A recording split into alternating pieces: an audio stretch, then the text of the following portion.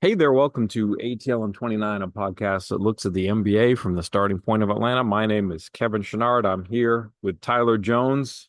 Hopefully, we'll have Glenn Willis back with us too in the next few days. But until then, it's going to be me and Tyler talking about the Hawks win over the Boston Celtics. What was the name of the game tonight, Tyler? I thought it was pretty similar to honestly how they played against the Celtics last time. The difference is they made a couple more threes in general overall, and uh, like defensively, I thought through two games against the Celtics, they played some great defense. Like if we're being honest, this is a great offense, and like I don't think people understand how great this Celtics offense is, but they look pretty pedestrian against the Hawks through two games. And a lot of that has you have to give Dyson Downs immense amount of credit for that because like he is just I mean, he's just a problem for teams. I don't know if he calls Jaylen Brown six turnovers, but he was a big reason why Jaylen Brown had six turnovers tonight and couldn't be efficient. Like it came to a point that the Celtics, the Hawks, and combined with the thing they improved from the previous games, they didn't let Peyton Pritchard go off. They were like, all right, Peyton, if you're gonna beat us, you're gonna beat us at the rim. You know, you're not beating us taking these long threes. We're forcing you off the line. We trust that our length is going to be able to contest you at the rim. We don't care if you blow by us. Uh, so that helped in general, and I think that kind of taking that away from them, where it just basically became all right. Jaylen Brown creating isolation, Derek White sometimes creating isolation, and like the Hawks got Dyson Daniels, one of the greatest isolation defenders I've ever watched as a basketball fan. And like the Hawks would take that 12 times out of 10, and the issue the Celtics were running into is that they were trying to get, Jalen favorable matchups, but there are no favorable matchups against the Hawks outside of CJ McCollum. And even with CJ, he's strong enough where he's not getting just ran over. So it's a contested step back 2-pointer. The Hawks will live with that. So I just think defensively, just like the previous game, it gave them a chance to have an offensive, that offensive burst that they had in the third game of the fourth, where they were just making their threes, and that kind of was the difference in the game.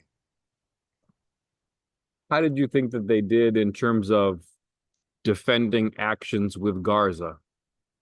You know, I think, it's funny. I just think the Hawks prioritize taking away 3-point shot attempts. exactly. So they were just going to they were comfortable with Garza, rolling to the rim. And if he finished at the rim, good, kudos to him. If he's getting good offensive rebound positioning, kudos to him. It evened out over the course of the game where, at some point, like the ball's just not going to keep falling into his laps in favorable positions, at least on the offensive glass.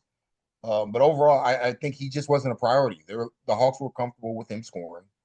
Uh, he made a couple above the break 3-pointers. You just got to live with that. So I just think overall the Hawks, he wasn't the priority because like if he's scoring 20, as long as you're not as long as you're not allowing the Celtics to do what they do best, which is dribble penetration to their elite open 3-point shooters, then you're doing your job. And I think the Hawks prioritize doing their job over any real one individual matchup. And so, like, if Garza is going to go off, you just got to tip your cap and understand this is the NBA, man. Like, everybody's good. You give somebody as good as Garza clear lanes to the rim without any size to, protect the paint. He's going to score with, regularity. Like, he's a good basketball player. I think the Timberwolves miss him. Just an aside, I was kind of thinking about that. I'm like, man, why didn't he work for Minnesota? They had him, Nikhil. Like they made Timberwolves have made some decisions over the last couple of years that they're probably regretting right now. But kudos to Garza. Like he's had a heck of a year, and like he's a good. He's a good It's a player. good matchup for him. Like it is also just a good matchup, just full stop. Like how the Hawks defend big centers, big strong centers are just always going to have good opportunities at the paint. It's on the Hawks to limit everybody else's opportunities elsewhere to really solidify what they want to do defensively, and they did that tonight. No, I agree with you 100%. The Celtics were 14 of 37 on their threes, like 37. That might seem like a high number for some teams, but for Boston, that's keeping them on the lower side. And 14 attempts, like I think if you look at the actual shot quality of the threes that they got, this really was probably more like a game where they would make 10 or 11 or 12. That they kind of, they had a couple that bounced on the rim and went in, and it felt like a very good performance stopping their 3-pointers. And to do that, you've got a Kongwu up high, you're chasing over, and so that's going to open things up for Luka Garza, and he's a good player, like you said, but it felt like they prioritized the right things. It's easier to win when Garza's getting 18 points or whatever it was than it is when Sam Hauser's getting 18 points on 7 shots, something like that. I mean, yeah, I mean, we saw it in the previous game when Peyton Pritchard made 6 threes in a row. That won them the game. Like it just won them the game, right? Yeah, yeah. And so like it's just hard to come back from that. So you've got to take it away. Like you cannot afford to let the Celtics get into an immense rhythm on offense, or you're going to be down 15 points. And on the opposite side, that's what the Hawks did to the Celtics. Like they got into a rhythm. Okongwu started making his threes. Once Okongwu starts making his threes, then NBA defenses have to like start making some actual decisions, and then the offense just gets so much easier for the Hawks. So it's good to see Okongwu bounce back here. Like I said, in the previous game, I thought he was just missing shots. He was making shots tonight. Got into a rhythm. Uh, it was also good to see him get a couple post up opportunities against smaller players. Something I suggested they do. That they didn't really attack that on the road. They were more comfortable doing that here at home. So just overall, like just a great executed win. Like I understand Tatum didn't play, but Tatum didn't play most of the year. This is the Celtics basketball team. Like it doesn't matter who's playing for them. They're always going to, they're always going to play, optimal basketball on both ends of the floor. And I do think it is an advantage when they play them is that the Hawks perimeter defenders give the Celtics offensive players problems that leads to turnovers. And it's even out like it's given the Hawks the slight edge in the possession battles both games, even with the offensive rebounds given up. Like it's a problem that the Celtics don't have that ball handler that can really get Dyson like that Dyson is really bothered by. He's very comfortable getting into both Tatum and Brown's chest, getting into their dribble, interrupting their dribble, forcing them to take tougher shots, forcing them to backpedal, forcing them to go into their offhands, whatever it is. Like, uh, Dyson's great at that. And then, on top of that, having somebody like Kaminga off the bench, having Risa off the bench, like that's massive. Like just wave after wave of perimeter, big physical wing defenders is an advantage for the team for the Hawks. It's been an advantage during this stretch here in March, and like I think the rest of the NBA's got to acknowledge at this point, like the Hawks are just flat out a good basketball team. We'll see how far they go come playoff time, but this is just a good team. This overlaps a little bit, but you can take it however you want. Like, what is it like to watch a 9-man rotation where 8 of the players are plus defenders?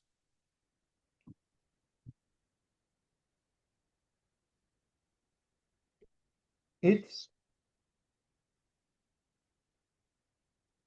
I mean, it's the elephant in the room. Like I don't want to dogpile too much on not playing Kispert, but you saw how the Celtics just, like I said, they didn't have an out. They didn't have somebody to attack, and it made it just makes the game easier when you don't have to, you know, look out, especially with the bench units. You don't have to look out for a bad defender. Like everybody who's playing, you can trust in isolation against like anybody in the NBA, and you're comfortable with that as matchup. You don't have to like hedge or rotate or give extra help or anything like that. And so it just makes the game a little bit easier.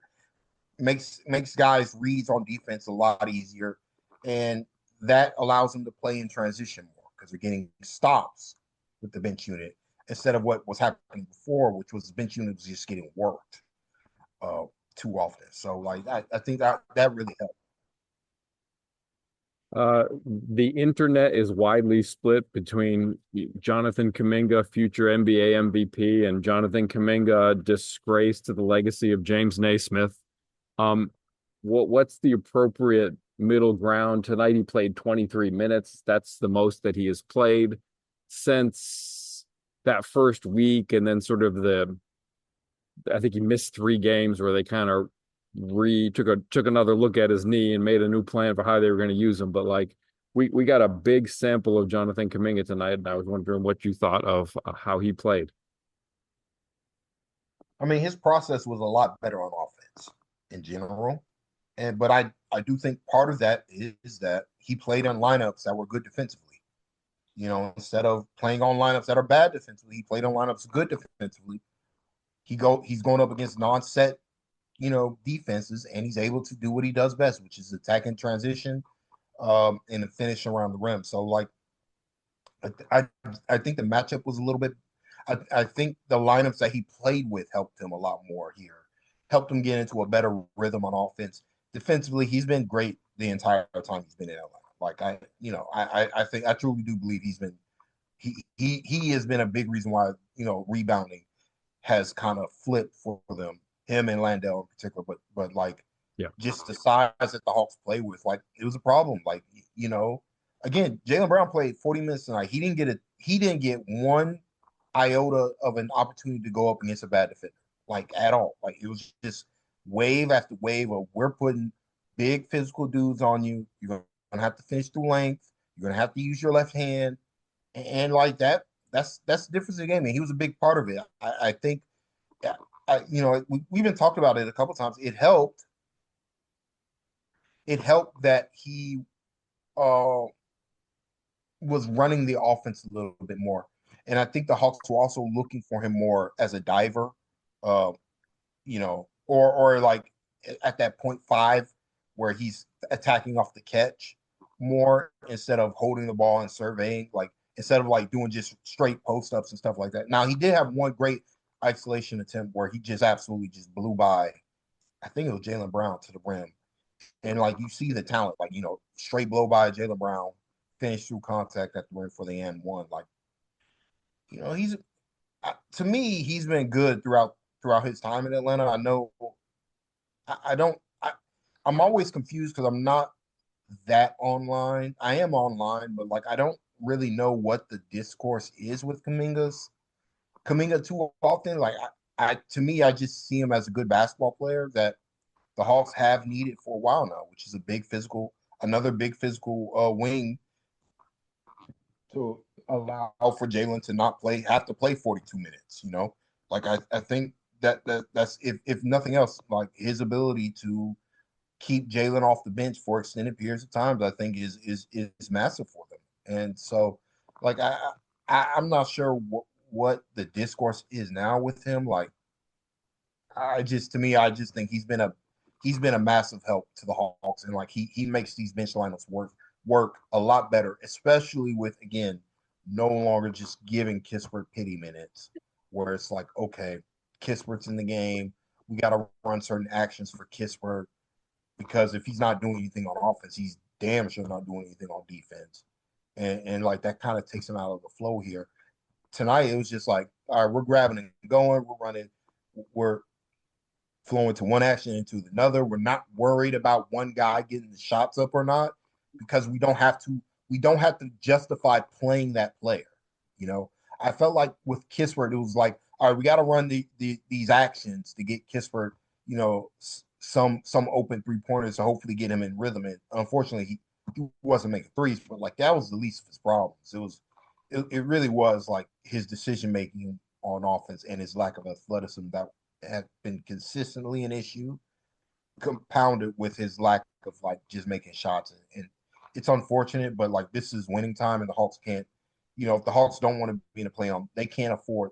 To me, I think Quinn just recognized I can't afford to like just throw away bench lineup minutes anymore. Like the evidence is too overwhelming combined with like Ricochet just playing too well to like not be playing extended minutes here. Combined with Kaminga needs to play 20, 25 minutes a night. So like I just think unfortunate for Kispert that he's getting squeezed out here because I think there is a place for him in this league, but I just don't think this is a team for him because they don't need his shooting. That's the that's like my kind of my like his greatest skill on offense. They don't need that. Like they really don't. They have enough shooting. What they needed was just more. They needed more like defensive lineups to really help Kuminga and Ricochet in particular because those two are so much better in transition than in the half court. I agree. I mean, I think kind of by his nature, like Kispert's sort of like Vit Krejci in that he might not be like an NBA rotation player. Like you don't want to go into your season thinking, you know, this player is in your rotation, but NBA rosters aren't 10 players or 11 players, they're 15. And so you need that 10th, 11th, 12th player to step in when there's injuries. And it's, that might be his role. And ideally when you're healthy, you don't really need him. Yeah, and they don't also need to go 10 deep anymore. Like I No, just think based on correct. based on the play, like when you got all these wings, like the benefit of having the we said it a couple times, the benefit of having all these wings, they play multiple positions. You don't have to pigeonhole them. And so like it was just getting to a problem where it's like we're throwing Kispert out there at the two, but he's not a two. But like it's the only opportunity where he's going to play. And so then the lineups like ball handling puts Kaminga in bad situations as an ice because he has to ISO more because the ball handling's not there. So like we got to give the ball to Kaminga and let him go to work. Now it's like okay, we got a what 4 guard lineup, four guards with Dyson, Nikhil, CJ, and then Gabe Vincent, as your fourth guard, and we're rotating these guys in and out while we have Ricochet and Kaminga kind of fill out the forward spots and like that. I think that's just better for what the Hawks are trying to do, which is defend first, get in transition, and score. So like, again, I think for all of Gabe's flaws, like I mean, he's a good ball handler for a guard. Like he can bring the ball up the floor, and you pair him next to another guard, then you get more additional benefits because Gabe's a good defender. I thought I thought just an aside, I thought Gabe got a tough whistle. Uh, that was a foul, like, and the dude flopped. I think it was Hugo Gonzalez. Like, it was a good flop by Hugo, but like, he didn't hit him with his elbow. So I don't know what that was about. Quinn probably should have challenged that, but I don't know. I don't know how. I thought Ricochet got a clean block and they didn't give it to him. So challenges are weird like that sometimes. Yeah, I mean, Kaminga is sort of like Gonzalez and like it's a valuable archetype to have is this, 6'8", 6'9" athletic defender that you can bring off the bench who can do a little bit of a lot of things. Like we don't know what Kaminga is, but we know that he is that as a starting point. And that is just a really important role. And, you try to measure out everything else and integrate him into your system and get him comfortable with your offense and his teammates and all of that. But just having that athleticism and defensive ability off the bench is just so valuable. Like, I don't know, for the people that have listened to this podcast for 3 and 4 and 5 years, like we've been on that for a while. They've needed that for a long time. Like all the times we watch Garrison Matthews and, Sadiq Bey, who's obviously having a great season, but like just wasn't cut out for certain things. And like it's just been a Well, hole forever. I I was don't just gonna know the say, last player that really fit it well. I was Pablo? just gonna say with Sadiq, like a lot of it was a bad roster for him because like Yes. he's playing a lot better He would fit defensively. better in this roster. He fit way better on this roster, and like, uh, what I'm hoping for Kaminga is he follows in the Sadiq Bey role, where it's like because that's what, at the end of the day that's really all the Hawks need. They don't need some superstar. Like they just need a guy who is a consistent, like mismatch hunter, but makes quicker decisions. Like Sadiq is so good at attacking smaller players, and he's so like he doesn't wait. He just goes, gets to his spots, and like that's what Kaminga has to get better at. I thought he Yep. again, like I said, I thought tonight it was better. Uh, part of why it was better is that him and Ricochet were playing with two guards instead of just playing with CJ McCall. Like, uh, I Yeah, think putting that helped. Nikhil with those four bench players is just like Yeah, that's so good. yeah, it works. It helps. It helps. It helps everybody out here. Uh, instead of trying to, like I said, pigeonhole some guys. So like I think Kaminga still has a way to go to get to where Sadiq is right now currently. But I also believe he has the physical talent to do it. I think he's a more talented basketball player than Sadiq ever was. But Sadiq's also, I think Sadiq was also older than Kaminga is right now. But like I think Kaminga can get there if he gets more comfortable, gets another year under his belt. Sadiq, Sadiq wasn't always playing like this. It's like the Quinn system really helped Sadiq out a lot, and it's kind of carried over to what he's doing in New Orleans after the knee injury. But like I think Kaminga can get there if he has extended time with what the Hawks want him to do, which is again get downhill against smaller players if when he's matched up against them. When he's not, run the offense to get that mismatch and then go attack. So like like I said, I've been impressed with what Kuminga's done, particularly on defense, and like I see the vision with what he can be going for. Uh, Anything you're expecting for the Orlando game? Well, it's personal with these teams, so who knows? But Orlando is backsliding. However, it's a road game. There's a lot. They got a lot of pride on that team, so I think the Hawks are the better team. But the Magic aren't as bad as they've been playing recently, but and they probably want to, they're going to play that game like it's the playoffs, and like the Hawks got to be ready for it. You got to be ready for the physicality that the Magic are going to play with. Got to be ready for the cheap stuff that they're probably going to do. But if they play their game, I think they just have too many strengths compared to the Magic. Like I just think they're better. Frankly, they're just a better jump shooting team than Orlando is, and like the Hawks match up with them physically. Now, especially that they have Kuminga in the fold, like they just match up way better than what they did last year, where it was tough when Jalen got hurt. Like it was really tough because it was Mo Gay and nothing else. So let hopefully Landell's back, depending Exactly. on how the Magic, uh, who the Like this is what Magic you decide. want out of your bench bigs, right? Like I think in an ideal scenario, like you can pick and choose like who's in the rotation on a given night. And for a game like this Orlando game, that's a Landale game, right? Yes. Yeah, yeah. Especially with Goga Batate. Like you want to take him completely out of the game. Like we don't want to worry about somebody like Goga getting too many offensive rebounds against Mo Gay, who was good tonight overall, but um like you kind of want to minimize, Goga's impact here with Landale. Orlando will have a back to back. So it'll be the second half of a back to back for Orlando. They're going to play Phoenix at home tomorrow after losing by 52 to Toronto the other night. It's such a weird team. But you're right. It's all about physicality.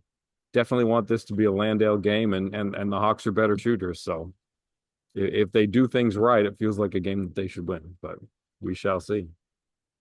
I mean, they can win. The Magic Yeah. Oh yeah. just don't know because like they are backsliding currently, but like I said, they do have a lot of pride as a team overall. So we'll see.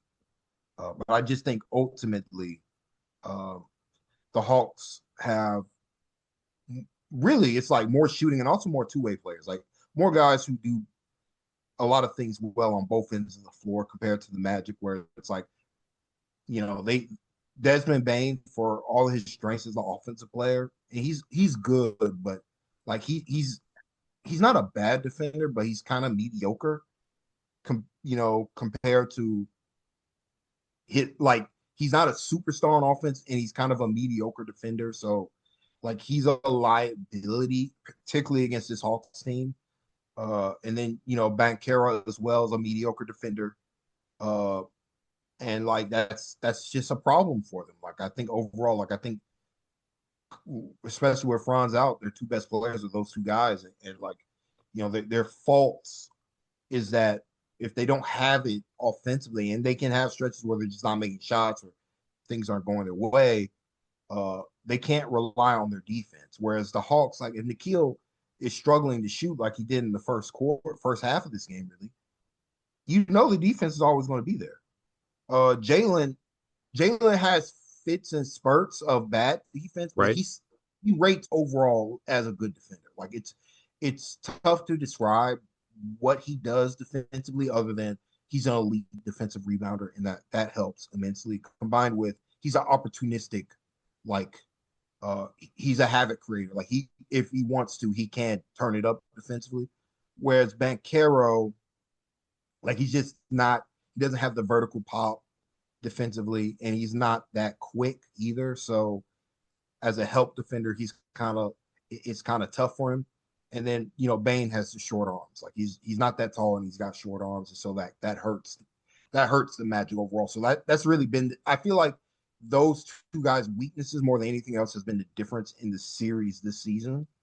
Because the Hawks just kind of attack them in different ways. Like they don't attack like Jalen attacks Bankero off the ball, if that makes sense, when he's on offense, like more than anything else. Like in isolation, yeah, Bankero can stop Jalen. A lot of people can't, but like off the ball, like Jalen is very good at getting into his spots and then attacking from there and getting Bankero off the back foot. So like that's why I'm with you. I'm like, yeah, if the Hawks again, if the Hawks play their game, they should be the better team. They should win, but this is the NBA, and things happen, even Yep. with it being the second night of the back to back. Like if the Hawks play poorly, then they can lose to anybody. But as well as they've been playing, uh, I suspect they'll be able to pull it out. But we'll see. I would like to see like one game with Landale in the rotation and Kispert not. Like I hope we at least get a data point of that because I really want to see that. Hope I mean I want to see him not have to cover for, I mean we saw somebody it. driving and getting past Kispert. I understand. The Kings aren't a good team, but we saw it against the Kings because Lando was the starting center. Because he started, Kispert, sure. But I want to see what he yeah, looks like next to these bench players coming off the bench. yeah, but that's secondary to what my larger point is. Oh, sure. He wasn't I'm saying next what I to want. he wasn't next to two bad perimeter defenders. And so like you saw him being able to be at spots, challenge shots at the rim better, uh, and just like be a physical force in ways where when it's CJ and Corey, like those guys are getting beat off the bounce, and like he's got to be the help defender. Now that throws the entire system out of whack. So I just think like the previous game was a good point of seeing like yeah No, I Land, agree. fine. Like When Landale has been a starter, he's been Kevin, fantastic. I'm gonna be honest with you. He's been fine in those first quarter stints when it's not next to Kispert. Like when it's not next to Kispert, we don't have problems with Landale defensively. It's just with Kispert and McCollum. All of a sudden, you got three slow guys out there on the floor at the same time, and it's like, okay, this is a nightmare, and we're not getting the benefit of it on offense because CJ's not that level of offensive player.